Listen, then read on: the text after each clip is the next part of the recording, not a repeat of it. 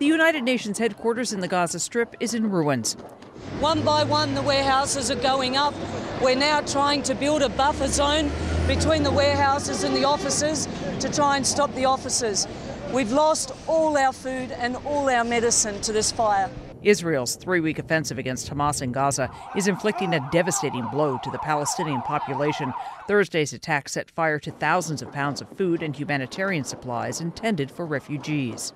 I conveyed my strong protest and outrage to the defense minister and the foreign minister and demanded a full explanation. The compound had only recently become a makeshift shelter for 700 Palestinian civilians.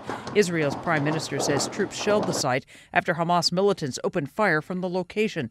A UN official there at the time called that claim nonsense. Hamas that controls Gaza City is an obstacle not only for Israel, but in the way for the Palestinians to create a state of their own.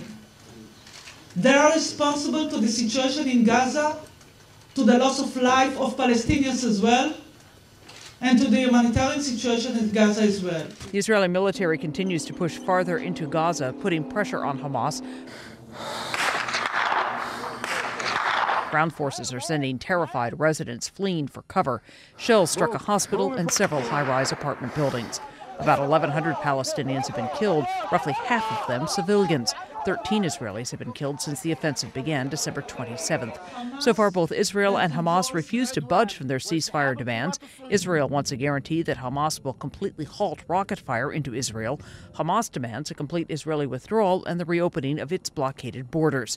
Meanwhile, the international community is struggling to stop the violence. An Israeli envoy has been sent to Egypt to discuss a ceasefire with Hamas. Diane Kepley, The Associated Press.